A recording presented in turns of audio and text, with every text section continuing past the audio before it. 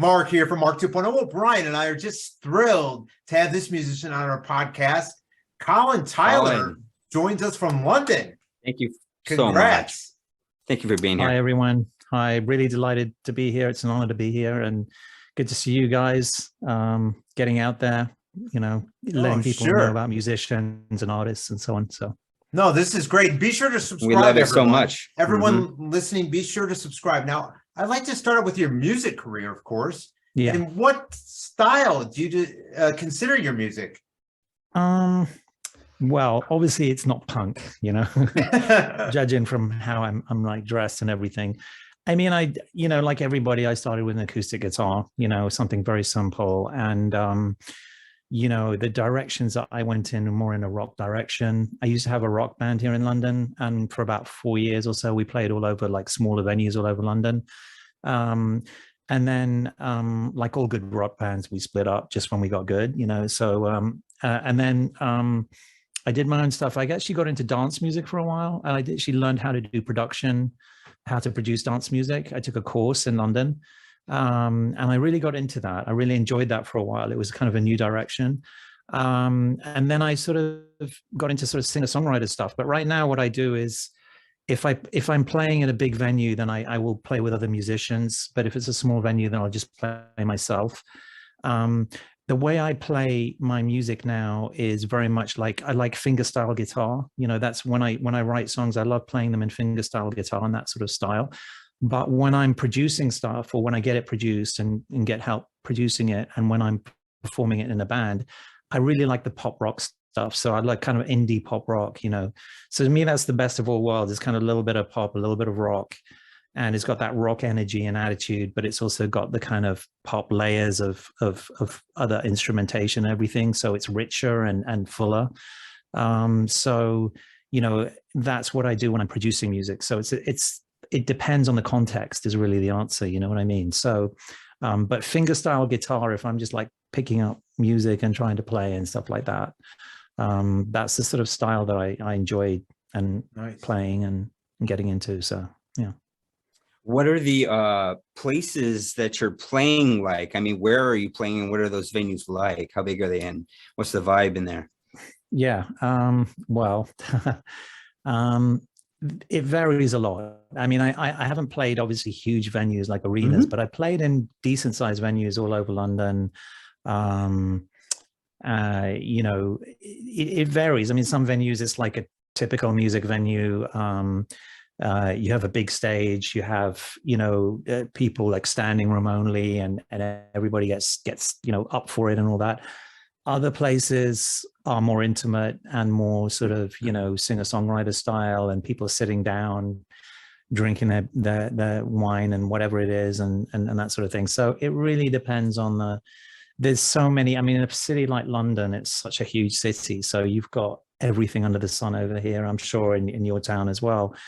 And so it really, as a musician, you have to be flexible, you have to sort of, obviously if you actually get a huge following and you're playing in like thousands every time, then it's different. But otherwise you have to be quite flexible and be willing to play in different size stadiums and venues and stuff. So, yeah. Do you try to do it as much as possible? I mean, do you like it? I mean, these days you don't even really need to, do you like get energized by all that? Oh, definitely. I think, performing is just so much fun, and I think every musician, every artist wants to share their stuff in some way or other, and I think, for me, performing is like the icing on the cake. It's what's a cake without icing? It's all fine, just makes you fat, but it doesn't taste that good, right? So it's kind of like, it's the icing on the cake, and it kind of spurs you on to write more stuff because you think, great, I'm going to perform this, so let me make it good, let me really work on the production, let me practice more, let me develop more, and so on. So for me, that is an integral part of being a musician.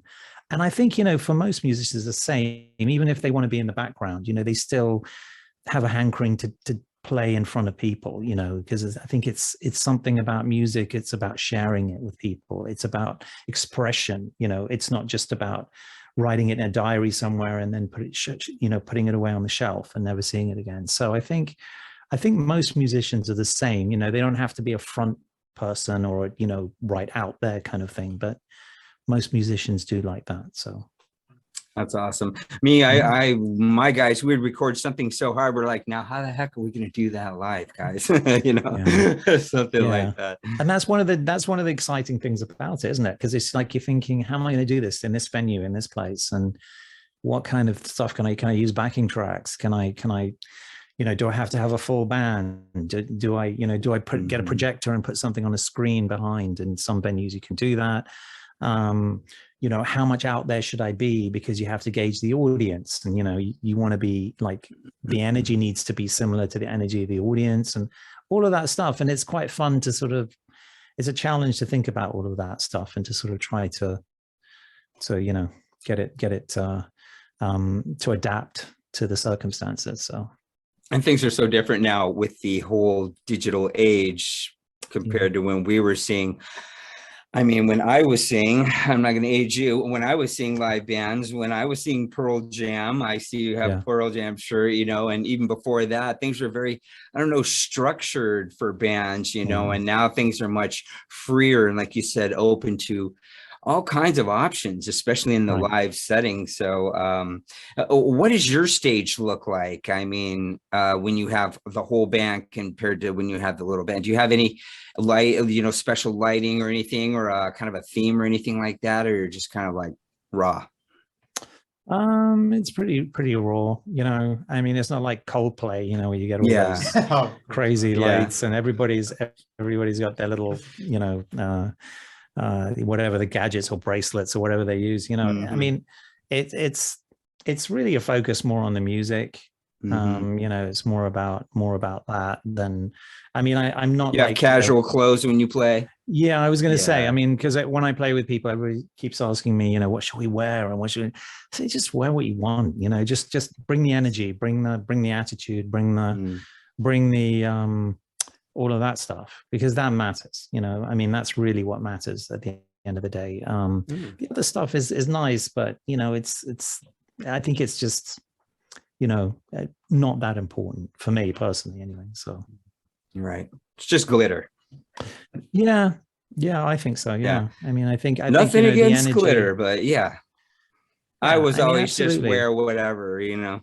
I was just, I mean, if you're one of these bands, you know, if you're like Slipknot or something, and you want to, your whole thing is kind of like, or Kiss, or one of those bands that need to, it's like a show that they put on, and what they wear is part of their act, you know. That's different, you know. That's another thing. But if you're just kind of more about the music and about engaging with the crowd and getting people to enjoy what you're doing, then, you know. Definitely. Sorry, Mike, go ahead. No, that's so fine. What kind of music did you do, out of interest, Brian? What kind of music do you? Well, you said you started with the acoustic guitar. I kind of ended there. You said Kiss. Okay, so let me take. I'm in the 3rd grade, and I've got every Kiss album, right? And so, you know, who eventually was my best friend was afraid to sit next to me because my hair was like this longish in the 3rd grade, right? So we went through high school and stuff together. But we saw the Scorpions, we saw Motley Crue, we saw, you know, Metallica. We saw these things happen over a long period of time, you know. And so when my band got into it, it was pretty much metal. It was very tough. It was very leather and spiky, and it had a lot of crunch on the guitar. And, you know, and we did okay. And I think we kind of blew ourselves apart when we got really good. Like you said, we blew ourselves apart because I was listening to more alternative things like Pearl Jam, and they thought that this Metallica thing was going to live forever. So, and in a way it did, but, you know, alternative rock blossomed, you know, and I went in that direction, and just, I never had the camaraderie and just togetherness of my metal band. I was never able to find that. So I probably should have stuck with those guys, you know, instead of trying to find that somewhere else.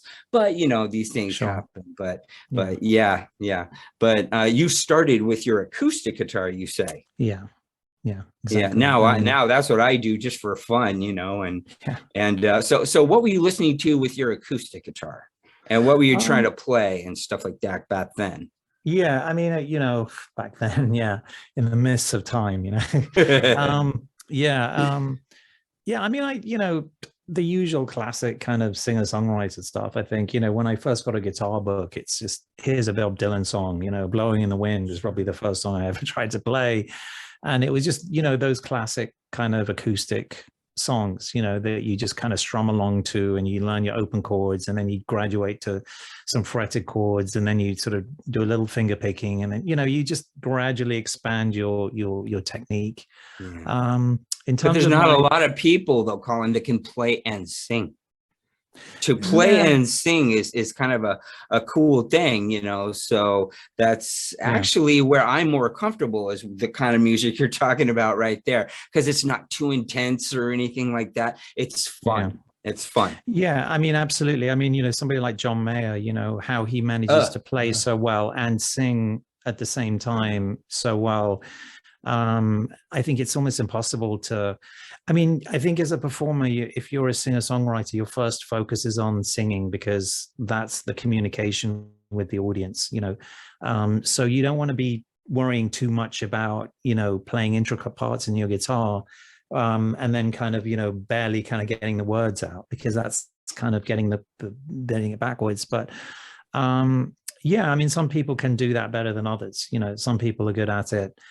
I personally, you know, I would always try and simplify it. You know, I'm more about the words and the lyrics to my songs. That's, to me, the most important thing. It's not the most important thing for everybody else, but for me, that's the thing. And so obviously concentrating on getting the words across, getting the meaning in the words across, not just, you know, saying the words, is more important to me than just sort of, you know, playing some perfect, you know, guitar part and all of that. I Not was like, absolutely like that in my band. I had those guitars and stuff thrown at me. We had like solid three guys, and we're always looking for the fourth guy. So I was always picking up the bass, or trying to keep up, you know, just playing rhythm, you know, and singing it. That's how I learned how to do that, you know. Yeah. So what's your band like?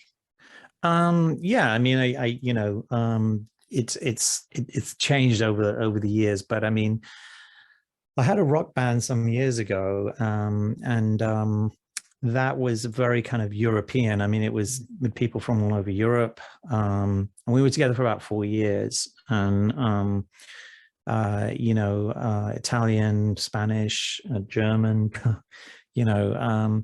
But I mean, music is a universal language, so you know.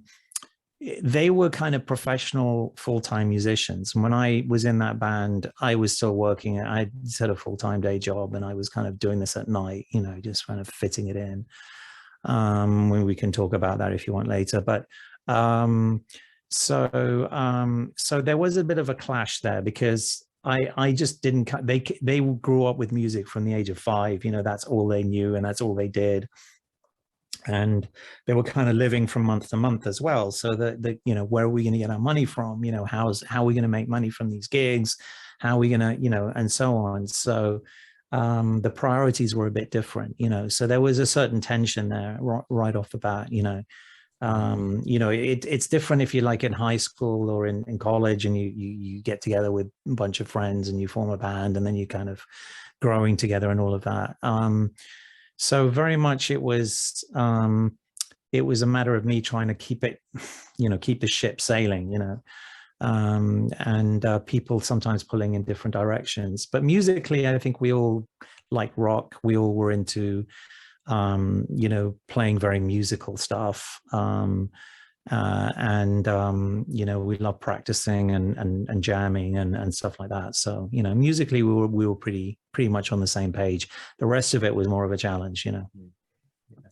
How many guys did you really have basically in your band total? Full time it was 3, but occasionally we also had a keyboard player to join us, you know. And when we, like I say, when we recorded, produce stuff, there was always like there was always more layers, you know. It was always like, okay, let's bring in a saxophone, or let's bring in a, you know, whatever. you know, so but when it was us performing on stage, it was the four of us basically. So it was, you know, the usual lineup: a drummer, a lead guitar, I played rhythm, and a bass player, you know. So it was the typical kind of four-piece band, you know.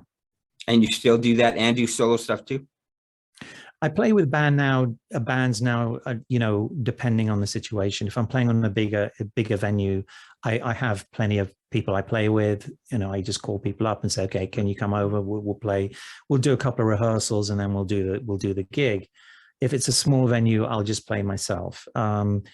It's difficult, you know, the income situation for musicians, because it's you know, to have a full-time band, if you like, you know, you need to be earning regular income for that. And, you know, especially with COVID and stuff like that, it's been hard, you know, because there hasn't been much live gigging for 2 or 3 years now.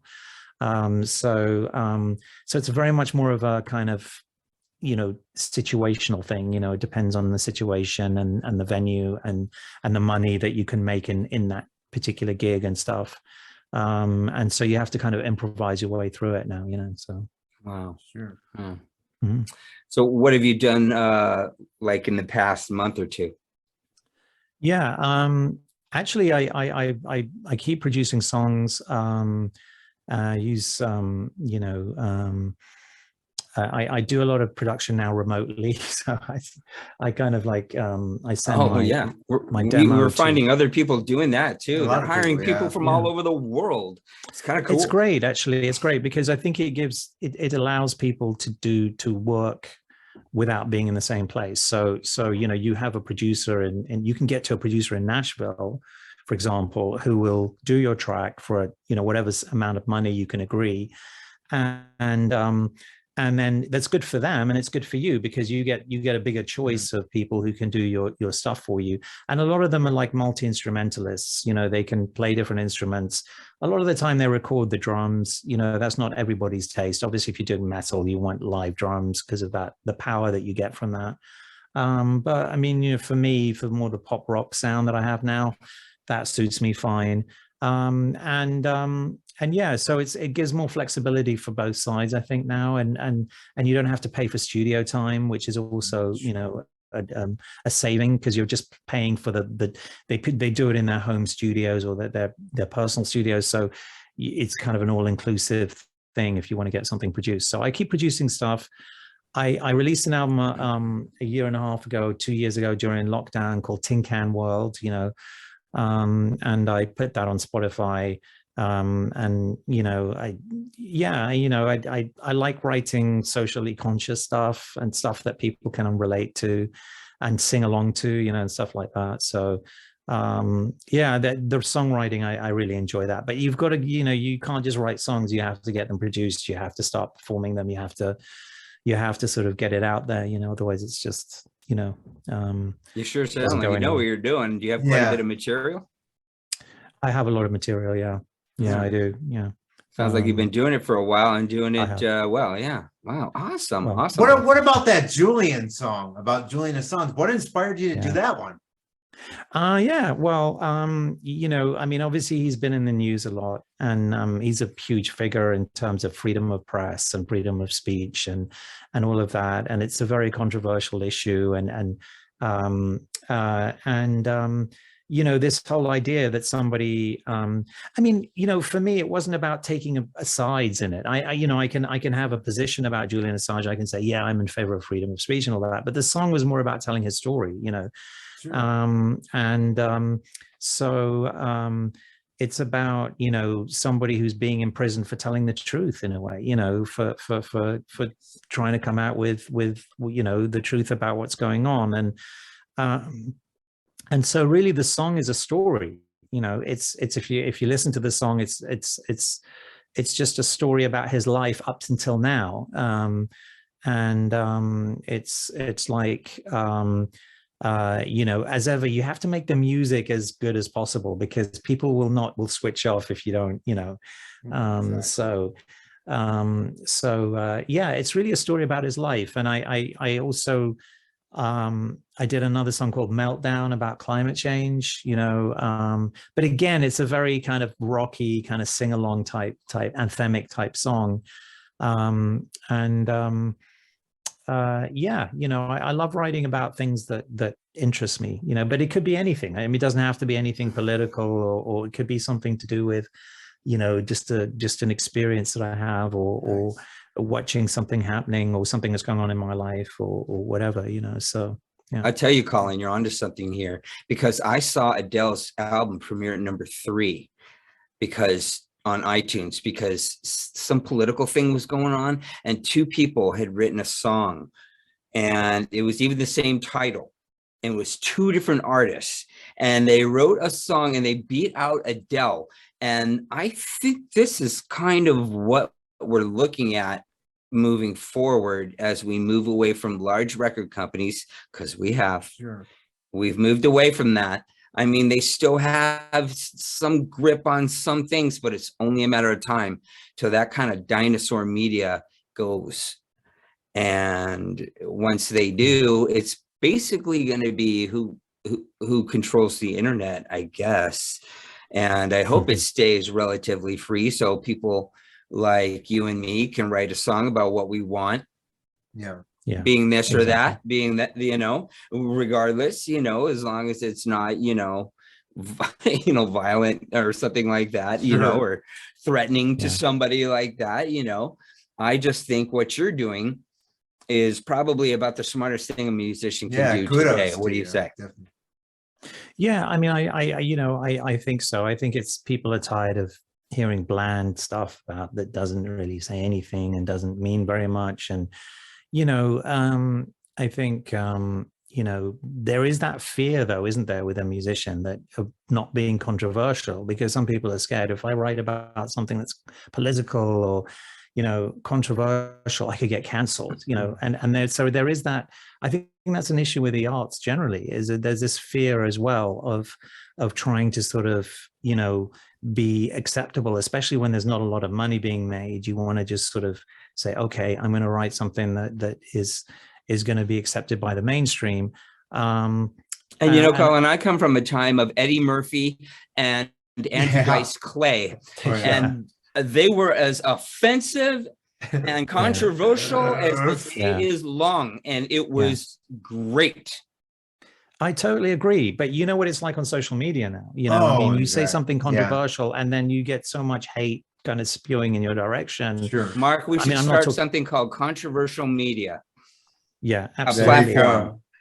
Yeah, I mean, it's it's crazy. It's really crazy. I mean, and I think it scares a lot of people, away from saying things that they really feel or believe, for fear that they'll get canceled, and then there'll be this, this tornado of criticism that comes their way, and I think, that, I mean, I wouldn't say anything that I've written really qualifies as controversial, but I think there is that fear, there is that fear that if I'm going to write about topical stuff, I'm just going to invite all this criticism, and people will just say, oh, shut up, you're a musician, just write about a relationship or something, go away or something, whatever, and I think you got to be brave to be an artist. I think it's also like that whole thing of, why am I doing this? You've got to ask yourself, I want to say something. If some people don't like it, well, so be it. But I want to say something. I want to express myself, So I think it's important to be brave when you're an artist, of whatever kind of musician. If you're writing songs, you need to say what's on your mind. If what's on your mind is just talking about a relationship, great, that's fine. But if what's on your mind is the state of the way things are going, or the way the world is going, in whatever way that resonates with you, then I think you need to talk about that. You need to bring it out there. Otherwise, I'm glad that people like you are out there writing music and agree with what I'm saying, that we should at least have the freedom to speak on either side, and definitely. Yeah. So, I mean, I know, the United States is one thing, the UK is another, but we're all on the same playground. kind of the internet, which is weird. You Yeah. you have your rules and we have our rules, but then there's this playground where we kind of have the same rules, sort of. And the censoring needs to be, I don't know. It should just be more like, this is okay, but if you don't want that, you can go over here too. It has to be something like that. There just has to be two places for people to go. Yeah, definitely. And I think, that whole, it comes in, doesn't it, with like who's going to police the social media, and who's going to decide what's acceptable stuff and what isn't acceptable, and stuff like that. And I think it scares a lot of people, and it's terrible that it has to interfere in your art. That's really, and I think it does it does. And then it becomes, the art becomes boring, because it's kind of like, it's so bland, and it's like everybody's doing the same thing. And it's just so I think, you have to have a certain courage to kind of say, okay, this is what I think, this is what I believe, this is what I want to say, whatever that is. I mean, it doesn't have to be political. It doesn't have to be, controversial, but it needs to be authentic. It needs to be something that's coming from your soul, and it's cool though, Colin, we grew up in different places and we fully agree on this. Oh, yeah. Well, it's just a no-brainer. I mean, did you grow up in London? I did. I've lived in the States for a while though. I you did? Yeah, I lived in Boston for a bit, and I went to LA a few years back. Nice. And I've traveled around, so I'm quite familiar with the US scene. I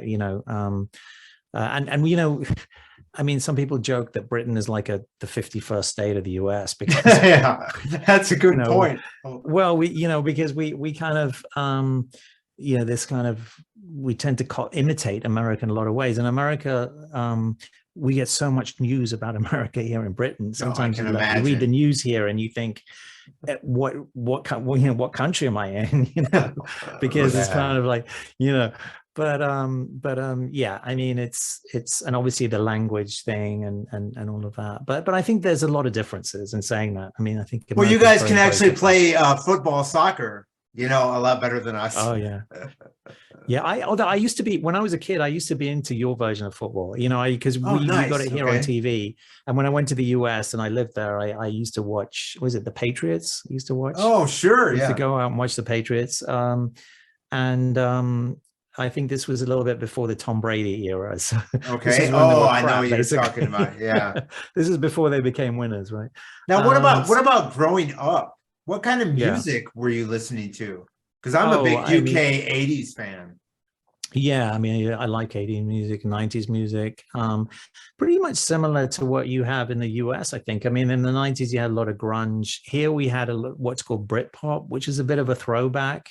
Oh, but you also had top a lot of the pops, indie, people that were on top of the pops and such. Yeah, but you also had a lot of indie rock, Radiohead and that kind of stuff. I mean, it's so diverse, it's so hard to sort of pin it down. I mean, it's like, nowadays, you have playlists, and everybody's playlist has so many different types of music on it, Exactly. So, and every time, you're asked, what genre did you focus on? Yeah, I mean, probably when I was a kid, anything that was popular, to be honest. There you go. But I mean, as I grew up, definitely I prefer the rock side of things. Just the energy of rock music and Sure. And the kind of the attitude, especially when you're young, especially a young boy, I guess, you kind of identify with that kind of aggression and all of that stuff. So now I just play simple acoustic stuff. Were you ever into the punk or no, like the UK punk scene or no?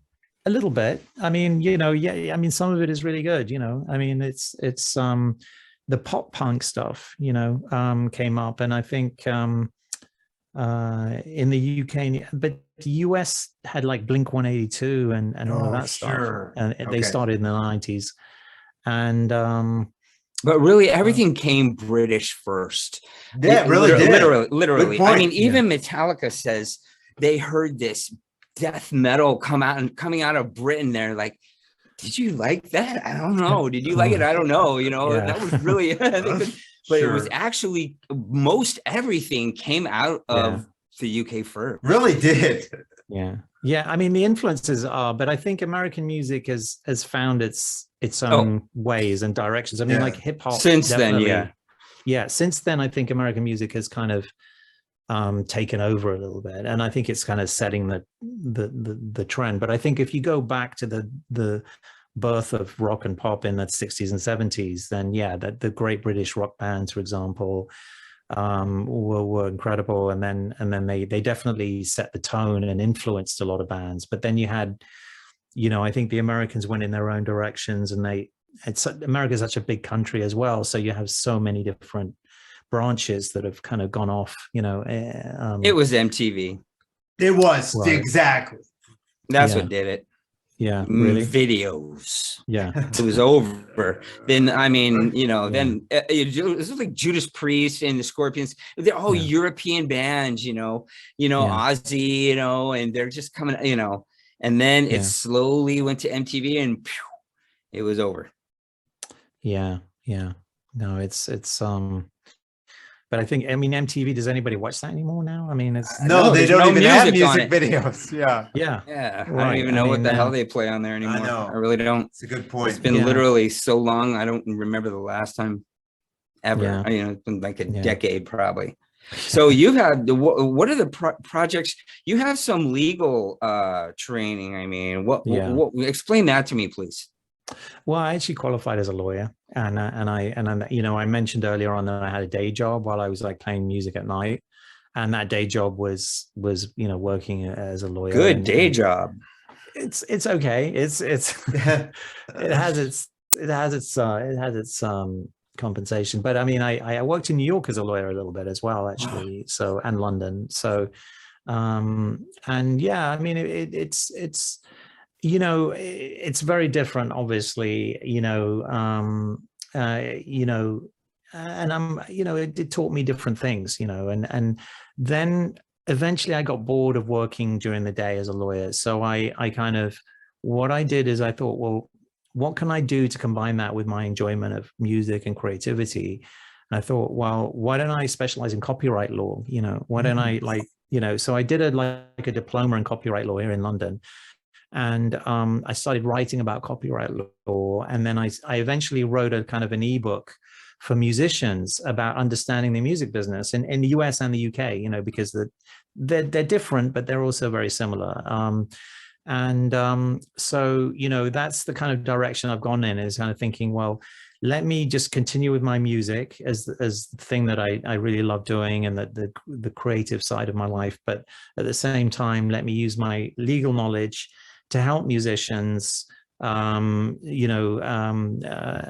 understand the music business, to make money, to know what their rights are, and so on, and to understand, if they have a sync licensing deal or something, how that works, how they can exploit that, and what the terms of those kind of deals are.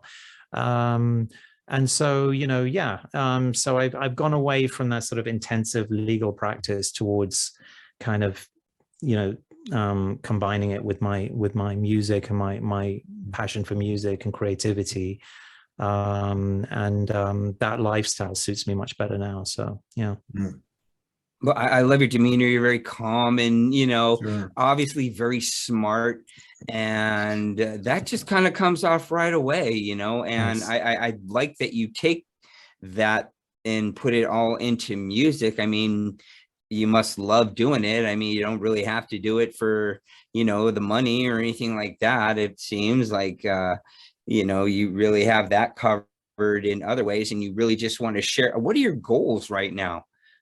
I mean, I mean, I think, just, I mean, maybe my goals have changed a bit, but I think now, just now that I've kind of found a new direction since the beginning of COVID, I want to just build a fan base on social media. I think the social media for a musician now is the focal point is the kind of the core of what you do. And then everything else kind of feeds that. It's not like, I think a lot of people get it the wrong way around, because they think, well, social media is there to facilitate live performance. It's there to facilitate recording and releasing music. I think it's the other way around. I think releasing music and performing live facilitates social media. You know what I mean? So it's kind of like, make the social media the centerpiece of everything you do. And then you know, see your releases, see your performances as kind of content for your social media, you know. Smart. And I think that's the sort of way to look at it, and that's what I'm trying to focus on now. I'm working out a formula for doing it. And during the COVID time, I did a lot of streaming on Facebook. You know, I do like a live stream every week. And that went really well. And I actually built a good following on Facebook. Nice. And that was, you know, that I found was so you can perform on social media. You know, it's not like, you know, in a worst case scenario, and a lot of people do exclusively, you know, and obviously you've got YouTubers who are, you know, all they do is on YouTube, you know. So I think for me is just, you know, focusing mainly on social media. Yes, I love performing live and to keep that going and keep releasing music, but having those tubes all feeding that social media kind of thing at the heart of it all. And yeah, I'm kind of like, just now that I have a clearer sense of the direction I'm going in, I feel like I'm gonna, you know, pursue that more intensively. That's smart. Absolutely. I tell the story again and again to where I listen to someone on, the music I listen to is basically only online. I mean, I could put it in some form, but I don't need to because it's so readily available. And it's totally self-funded, fan-funded, merchandise funded.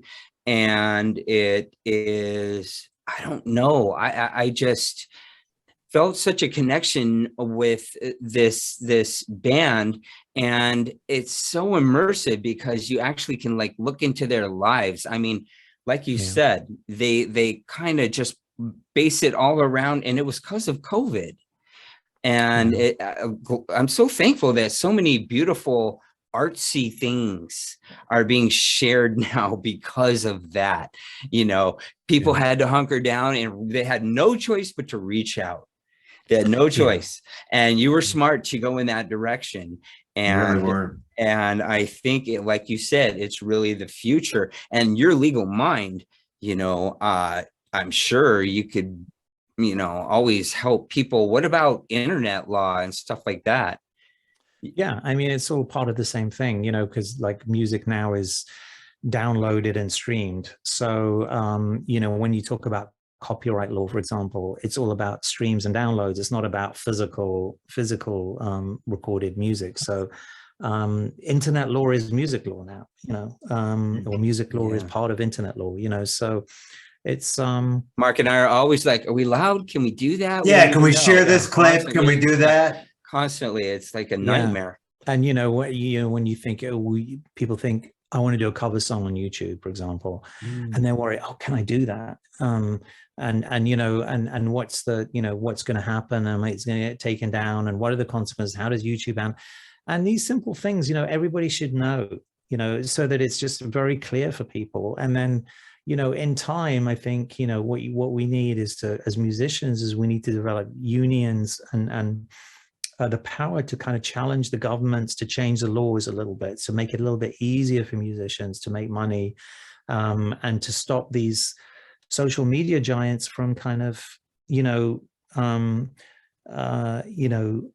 hoarding all the money. I mean, you know, people talk about Spotify or YouTube and how many thousands of streams you need to make a single dollar in your case, right? And I think that a lot of that is because they get away with it because musicians don't understand their rights. And so they're not able to kind of group together in the way that unions group together and lobby for better rights, you know. I think, you know, for me, you know, when I wrote an ebook on the music business, it was about educating musicians on the basics of the internet so that they understand, you know, what can I do, what can't I do, and how can I exploit the internet to make money? When do I need permission? When don't I need permission? How do I make money? You know, what organizations do I have to, you know, register with, and so on. You know, people have to know this stuff. You know, the days of being a musician when you would get signed to a label, and you would just like say, you'd handle all the money, you'd take care of everything. Sure. I'll just sit here, make music. That's gone now. You need to understand how to make money. You need to understand what your rights are. And you need to exploit all of that stuff because nobody's going to do it for you now. Could you, as a lawyer, like start a YouTube channel and just make like little videos on these subjects and maybe even have a live stream and Q&A, stuff like that? I mean, yeah, I mean, I'm thinking like, you know, as that would just be smart, like very very popular. I think. No, it's a great idea. And I think, you know, a lot of musicians, you know, they combine their own music with, you know, giving advice. But here's the thing, Colin, it's not just musicians, it's people who want to start a YouTube channel. And that's about 75% of America. That's a good point. I'm not kidding. In a certain demographic, I thought it was more than that. Probably. Yeah, you're right.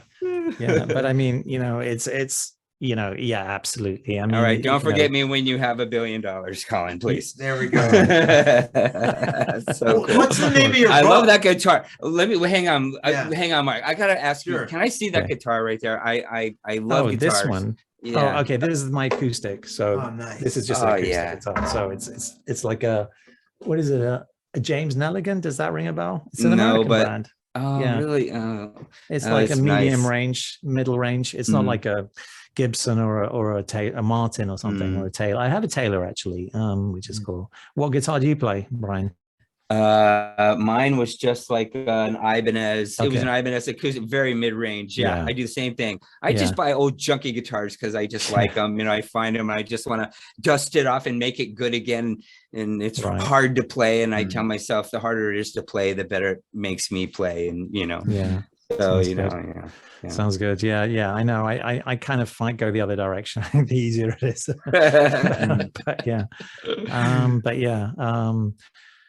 Yeah, no, that's good. I mean, yeah, as you say, I mean, I think it's, you know, the answer to a lot of it is for people to know their rights. And yeah, I'd like to, you know, I'm doing a new, you asked a question, Mark, about what the name of my ebook was. It was called Keys to the Music Business.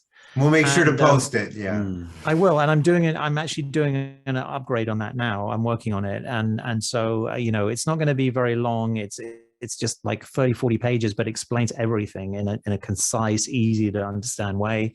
And with diagrams and like infographics and stuff like that. So it's very accessible, you know. And yeah, I'll have the second edition out soon. And I'll have one for the US market and one for the UK market. So, yeah, I mean, that's, you know, I wrote that a few years ago, just before COVID. You know, you know, that was definitely, or actually it was during COVID. So the beginning of COVID. So, no, it was actually, sorry, it was just before, but, yeah. So I'll be doing an upgrade on that one, a new edition of that. Yeah, I mean, on your idea of doing YouTube videos and stuff, yeah, I mean, absolutely. I think that could well be something that I do in the future. And oh, we'd love to be a part of it. Like when you do your upgrade, come back and do a show. And then if you ever start, definitely, I'd really love to. Yeah, it's really, I'm having a great time just sitting here chatting with you. Yeah, it. this is great. And you know what we could do is we could like do a show where, you know, we could just break down something. We could make it educational. We could just break down. Smart. That's what we love to do, is educate people. Yeah. We could just say, look, let's explain some stuff in a really basic way. Here are 10 facts that you might not know, and that will help you as a musician to understand what you can do, what you can't do.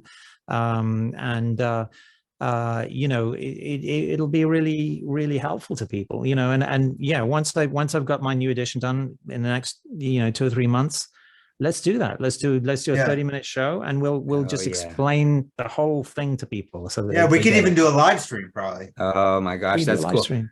That would be a great. See, Colin, you're made for this, right, Mark? You really are. Oh yeah. Thanks, guys. Thanks, guys. Yeah, appreciate it. So let's see. What was I going to ask you? Oh gosh, were there any mentors? Who do you accredit all your learning to? Of music? Yeah. You self-taught? Pretty much, yeah. I mean, I didn't really get any no schooling or anything like that? No. I mean, you know, obviously you get inspired by people, and you watch stuff, and you I think with the arts, it's different. It's more about who inspires you than anything else. It's not like you don't have to go to a college. I know that people go to music school, but you don't have to. You don't have to go. You can learn stuff. And especially nowadays, you've got all these videos on YouTube teaching people how to play an instrument or produce stuff or whatever. I think, it's more about lighting that fire inside, and just being inspired to write music. And, I just, I mean, I think, you just have to find that fire inside you for, that for whatever it is that you want to do, and then just work out. And there's so many resources nowadays, especially for people, than when I was growing up that weren't there, but now definitely are there. And I think, I think advice is overrated, in a way. So that's my like opinion that. anyway. Yeah. That's like an album title. Advice is overrated. No, it is. What especially about nowadays, London? because- I Yeah. wanted to find out, what do you like best about living in London? Why London? Well, it's very expensive. It's very polluted, and it rains a lot. I love it. Now that I'm a is sucker for question. punishment. That is a great I'm a sucker for response. punishment. So, Where else have you been? Where else have you lived besides you yeah, live in the United I've lived in States? quite a lot. I mean, in the US, I've lived in Boston. I lived a bit in New York, where I worked as a lawyer for a little bit. I lived in LA for about half a year.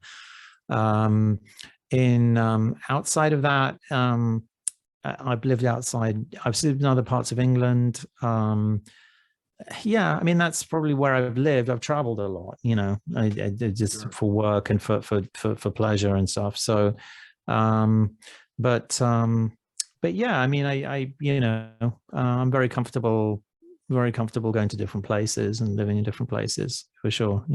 That's awesome. London is okay. I mean, it's not, things aren't great at the moment over here, but I think it's just such a weird time with everybody's coming out of COVID.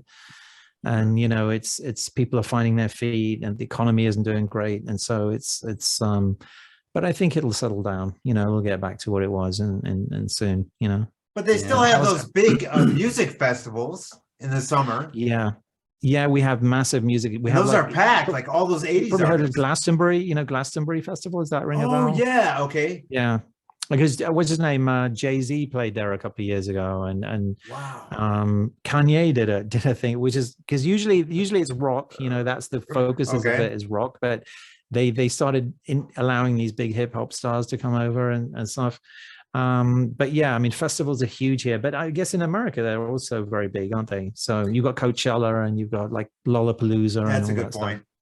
Yeah, so I think they've become, in many ways, I think musicians, see the festivals as a huge opportunity now to market themselves, and if not to make money, then to gain a big fan base. So they really kind of plan ahead for the following summer to apply to festivals, so they can have slots and perform, and they use that as a huge marketing tool and a way of making money. Obviously, if they can attract a crowd, but if not, then just as a marketing tool. It's become a huge thing for musicians now, Especially those 80s artists. I mean, with those retro festivals that they got out there.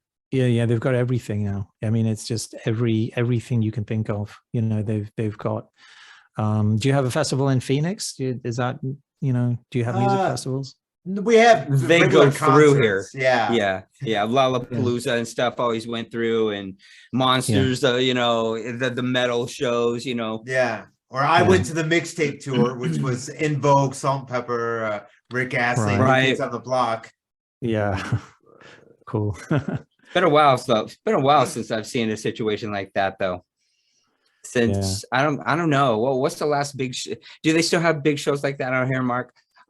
I Only- don't think so. Only with the older bands, who are They like do. older guys like me now. Those guys clump up and do shows, Oh yeah, But the like younger bands Styx, don't. Foreigner, yeah. Yeah. REO Speedwagon Sticks or Mhm. Foreigner, Mhm. such Yeah. and such. And they're great. They're still Yeah. great. They're like Yeah. spot on to this day. It's so fun. And to what's it watch. called? Journey.